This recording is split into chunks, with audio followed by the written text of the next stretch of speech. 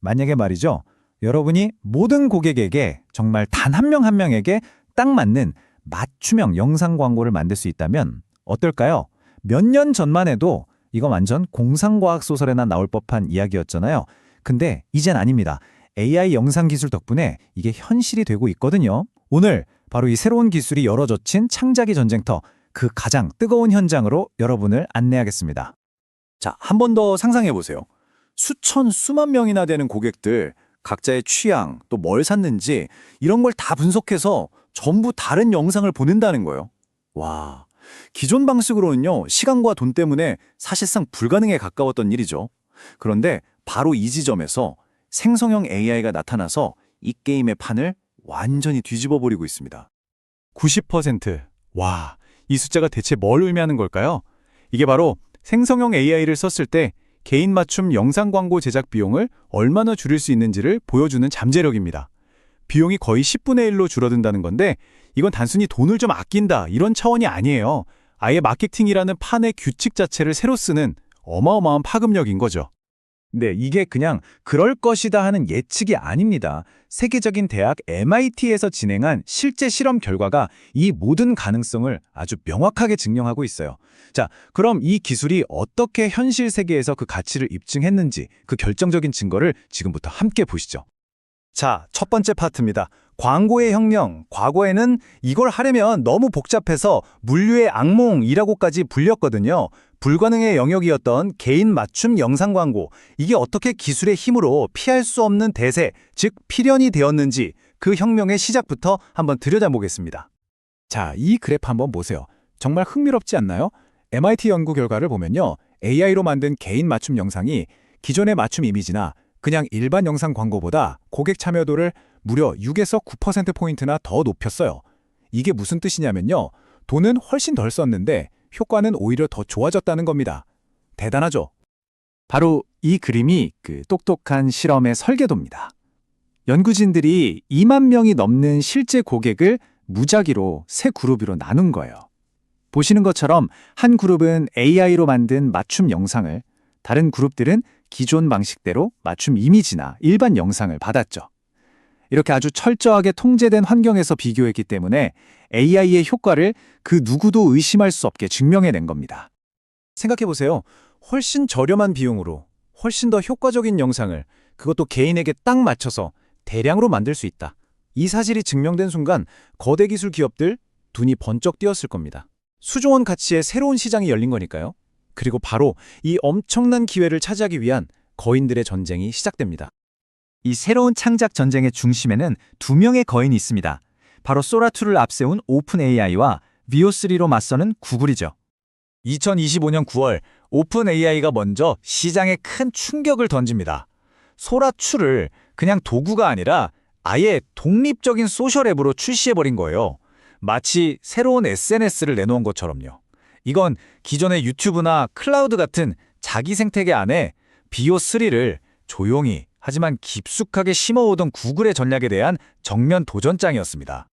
자, 지금부터 이 두 모델을 제대로 비교해 볼 텐데요.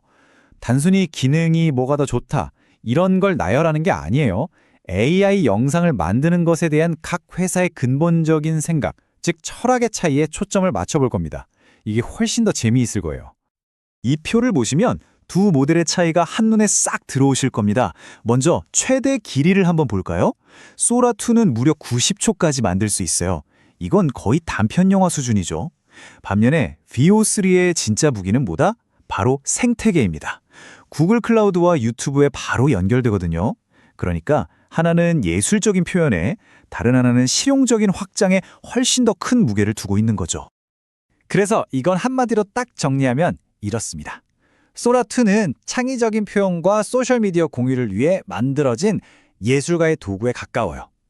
반면에 VO3는요, 기존의 작업 시스템 안에서 안정적이고 확장 가능한 콘텐츠를 대량으로 착착 뽑아내기 위한 퍼블리셔의 도구라고 할 수 있는 거죠. 자, 그럼 이제 회사들이 내세우는 마케팅 문구 너머의 진짜 목소리를 한번 들어볼 시간입니다. 실제로 이 도구들을 직접 써본 사람들은 과연 어떤 경험을 했을까요? 이 평가 정말 소라의 특징을 정확하게 짚어내지 않았나요? 예술가의 도구답게 가끔은 생각지도 못한 창의력을 보여주지만 때로는 그게 통제를 벗어나는 단점이 될 수도 있다는 얘기죠. 바로 앞서 말한 소라의 특징과 딱 대조되죠. VO3는 사용자가 지시한 걸 아주 정확하게 따르기 때문에 특히 브랜드 가이드라인 같은 걸 꼭 지켜야 하는 상업적인 작업에서는 훨씬 더 믿을 만하다는 평가입니다. 퍼블리셔의 도구라는 말이 다시 한번 와닿네요. 그리고 이거 정말 현실적으로 중요한 장점입니다. 바로 속도죠. 컨텐츠를 빠르고 많이 만들어야 하는 환경에서 렌더링 시간이 절반으로 줄어든다? 이건 뭐 엄청난 경쟁력이 될 수밖에 없습니다.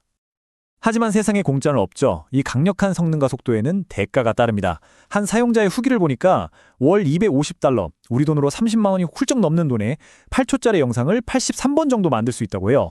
이건 뭐 개인이 취미로 쓰기엔 상당히 부담스러운 가격이죠. VO3가 누굴 겨냥하고 있는지 명확하게 보여주는 대목입니다. 자, 지금까지의 정보를 바탕으로 이제 여러분의 창의적인 미래를 한번 설계해 볼 시간입니다. 과연 어떤 도구를 선택해야 할지 그 길을 함께 찾아보시죠. 그래서 결론이 뭐냐? 누가 이겼냐고요? 정답부터 말씀드리면 절대적으로 최고인 도구는 없습니다. 어떤 도구가 더 나은지는 전적으로 여러분의 목적과 상황에 따라 달라지기 때문이죠. 여러분에게 딱 맞는 도구를 선택할 수 있도록 제가 간단한 프레임워크를 하나 제시해 드릴게요.